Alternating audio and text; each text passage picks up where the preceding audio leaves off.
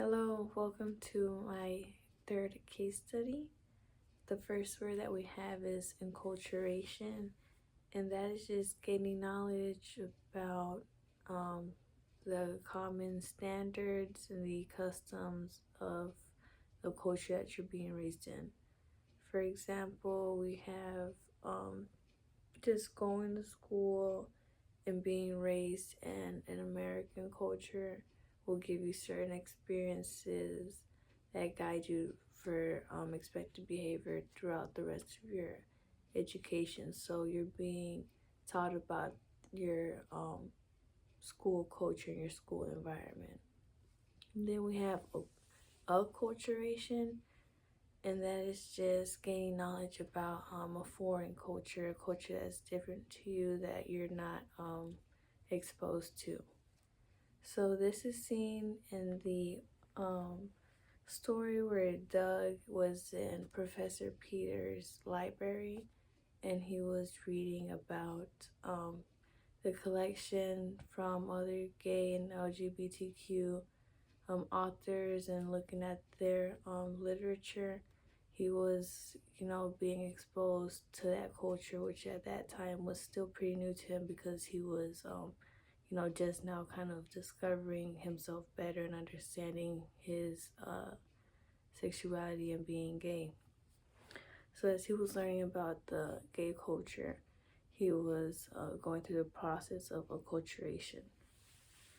Then we have code switching, and that is going to be altering your language, the dialect that you speak with sometimes, the clothes, your appearance, certain behaviors or little mannerisms that you might have to fit into a different culture.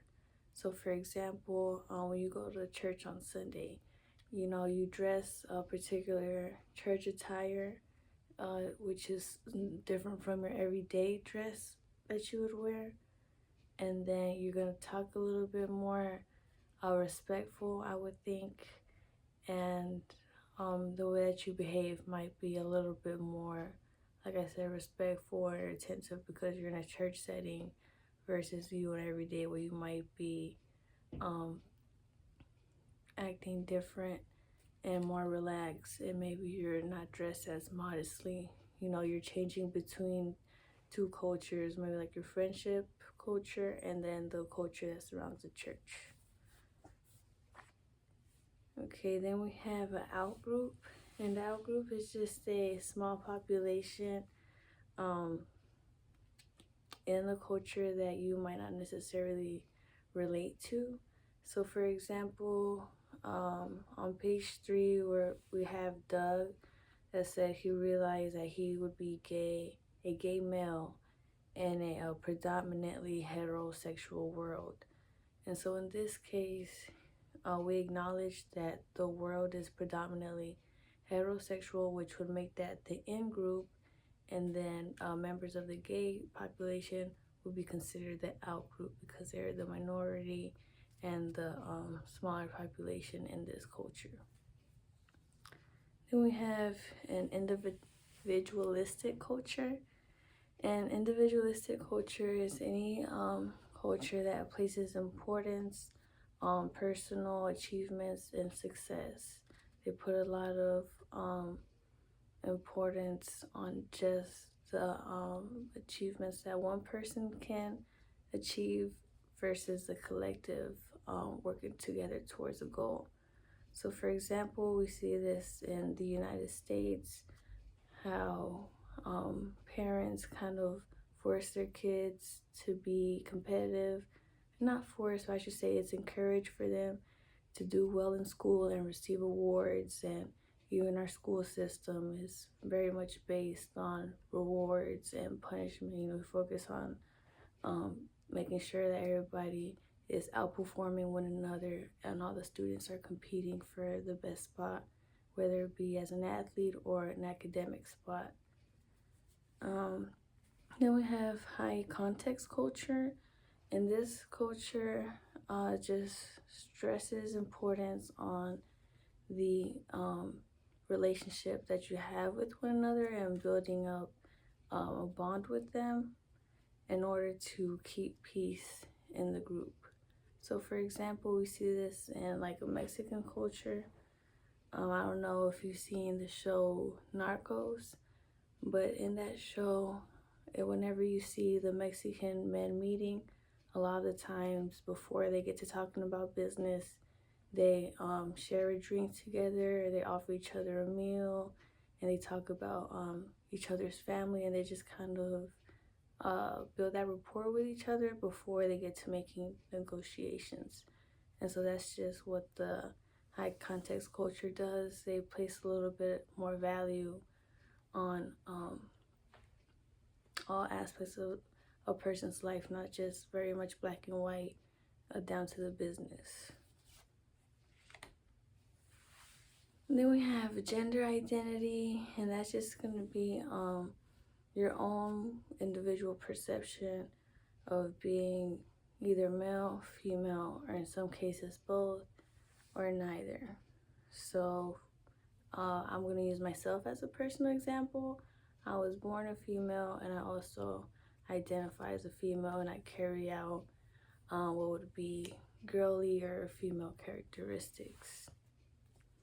And then we have androgynous expression, and that just means you display a combination of both male and female characteristics. So an example of this would be like America's Next Top Model. I don't know if you guys have seen this, but a lot of the times when they have slimmer built girls, that bodies look more like boy bodies, one could say, because they're not as curvy. A lot of times they would make them cut off their hair and feed into those more masculine features, and they would call those models androgynous because that's what they're really leaning into. They were playing on the duality of being able to have both masculine and feminine features at the same time. Okay, and then we have sexual orientation, which is just the intimate feelings that one has for a specific gender identity. So in this example, we have Doug. He is a male that identifies as a male, and he is into other males, and so therefore his sexual orientation would be gay. He would be a homosexual because he is attracted to Eric. Okay, then we have gender schemas, and those are just certain attitudes that we have about feminine and masculine expectations. So attitudes about their expected behavior. So we can see this on page 2, where Doug mentioned about he was raised differently from other boys because he wasn't into basketball. He liked music, and he liked watching shows with his mom. So here we can see the fact that he acknowledged that there was a different way to be raised means that the original schema of a boy identity, we think of basketball, sports and things like that. He also mentioned that he didn't date around and go to prom. So this would be another gender schema that we associate with males, young males, teenage boys dating around with having girlfriends and being involved in sports.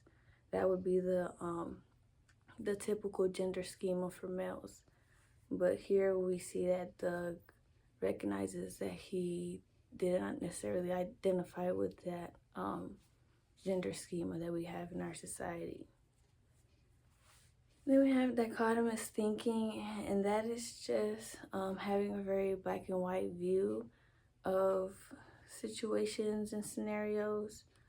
We can see this on page 3, where Doug mentions that his parents are pretty religious, and their religion would not allow them to accept their son because he is gay. Excuse me.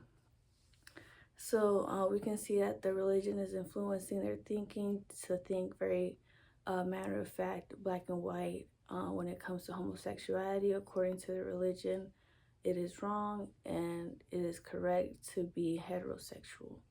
So Doug's parents thinking like this because of their religion will be an example of dichotomous thinking. There's just very either this or that. There's not very much middle ground.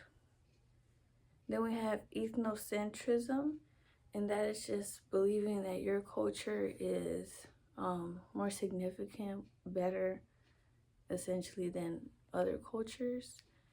We can see this a lot in political campaigns where they promote, let's make America a number one again, let's get it to number one, being very patriotic in a bad way, you can say, almost a little too patriotic, where you're just kind of very,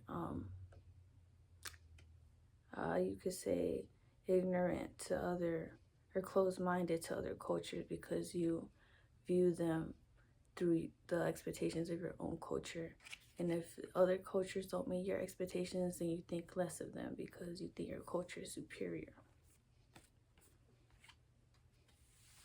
Okay, then we have prejudice, and prejudice is essentially having like a pessimistic disposition about certain groups. So we can see this on page 6 where the professor Peter mentions that gay couples often face disapproval from society, and so that would be an example of prejudice. A lot of times when people find out that someone is homosexual, they might start treating them differently because of their prejudice, their negative views, and opinions and beliefs that they already have preconceived in their mind about this group of people. And then we have isms. Isms are just different prejudices based on different groups and different characterizations.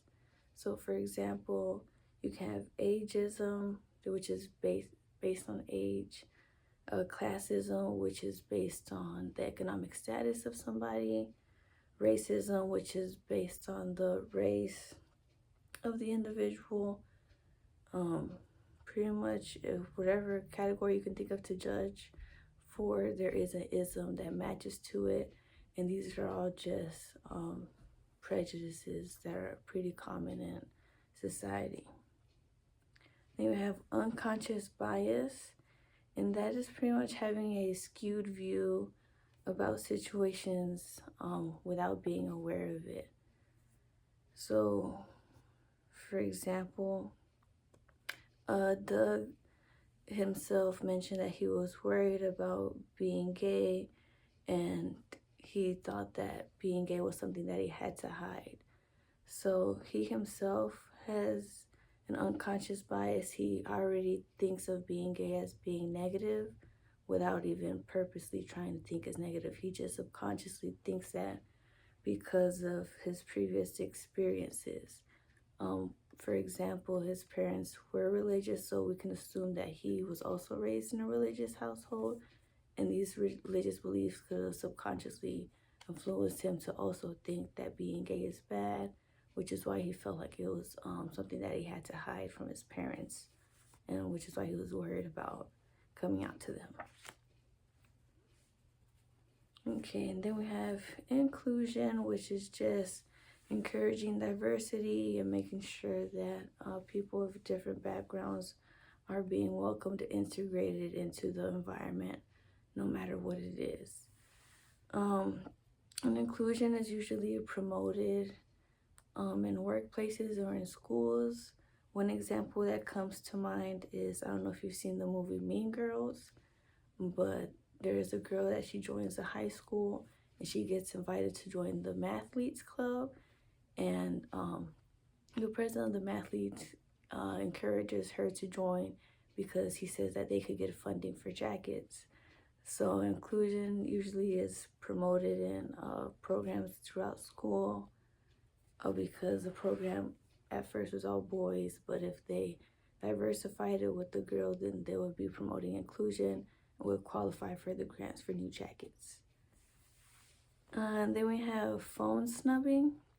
And phone snubbing is just prioritizing your cell phone usage over your relational partner. So for example, if you're going out on a date with somebody and you're trying to tell them about your day and they're just on their phone the whole time checking emails, catching up on social media, and not giving you all of your attention, you're being robbed of that attention by their phone. And then we also have media ecology perspective, which is basically saying that humans and technology have co-evolved together and have developed, I would say, dependent relationship. We can see this, for example, in people losing their patience more and more. They're becoming more impatient because they're used to having things quicker, easier, more convenient thanks to technology. You know, we're used to technology evolutioning so fast to just keep up with our needs, and so we expect our needs to always be met. Whereas there was a point in time where human beings were more patient because they had to be. They couldn't just DoorDash groceries while from sitting from their couch. They had to be a farmer and, you know, get the groceries themselves, grow them themselves, or go out and harvest them or put in more work. So we can see how humans have evolved in our behaviors as technology has developed as well. Okay, then we have the dopamine loop cycle, and this just states that technology, we find it to be pleasing, we find relief in it, we enjoy it, which is why we keep wanting more of it. So for example, you might find a funny picture and you post it to your Facebook page, and then you see that it gets a lot of funny reactions and comments and positive feedback, and this releases dopamine because you're finding joy in the positive feedback and comments that you're getting. And so then you post another meme, and then that one also gets good feedback, and you enjoy all the comments that you're getting, and dopamine is released, and so you post another picture, and so you just keep on going through this cycle because the dopamine is being released in your brain and telling you, oh yeah, this feels good, so you just keep repeating the action. Then we have the disinhibition effect, and that is letting your guard down because of technology. So one example of this is at one point in time, well actually I think it's still out there, there's a website called Ask FM, and if you go on there you can ask people questions anonymously. So a lot of times when people have their identity hidden, they find more courage to say things they wouldn't normally say or disclose in person. It's kind of like liquid courage, you could say, but instead of the alcohol taking effect, it's the technology that disables people's guards and kind of makes them more likely to disclose information. Then we have catharsis, and this is liberating yourself of negative feelings after expressing them or exposing private information. So for example, we see this on page 5 when Doug is going over to the professor's house for dinner, and he's venting to him about how he's worried about his relationship with Eric, how he's ready to move out into his new apartment, and just kind of expressing all of the things that are going on with him that are stressing him. And this release of, you know, disclosing all of this information is lifting the weight off of his shoulders and helping him feel better. And so this is a cathartic act for Doug.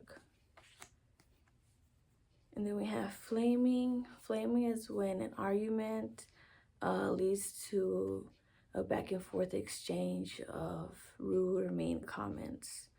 So for example, you could pick a fight with your sibling, and then now you're just going back and forth with petty comments. So, you know, you can be like, oh, well, your breath stinks.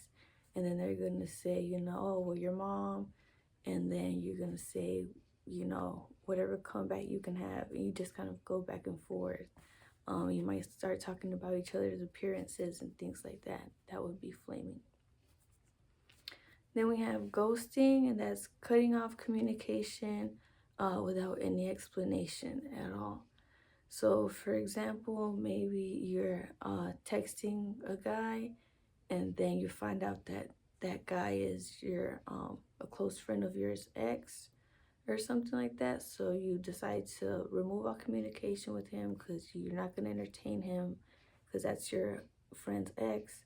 So you block them, you remove them as a contact, you delete them, and you never talk to them again. So you would have ghosted that individual because you just cut off explanation. You didn't give them any warning. You didn't tell them why. You just stopped talking to them, stopped communication. Then we have catfishing. So this is acting as another person online in order to hide your identity and to deceive the person into thinking you're somebody else that you're not. So for example, there's a whole TV show about this called Catfish, where people make different accounts for all kinds of reasons. It could be, for example, to stalk on an ex's profile. So maybe you're blocked and people will create a different email and make a new account and download pictures of a random female off Google Images and try to follow this person's account to gain access to see what they're doing.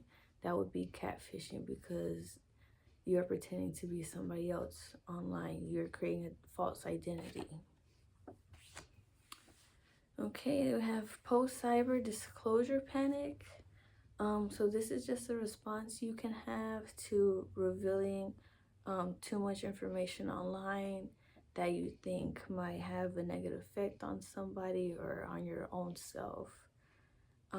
So for example, we can see this with like posts and deletes. So maybe you might share an opinion. For example, after watching a movie, you could post an opinion on it, and then maybe the opinion starts to get disagreed with, and people start commenting under your post. And so now you're starting to panic, like, oh, this was not a good idea to post this. And then you get rid of the post and you delete it. So that would be an example of panicking and having a negative response to disclosing, your opinion online. And then we have chronic sleep deprivation. So this is just depleting the duration and the standard of your sleep patterns.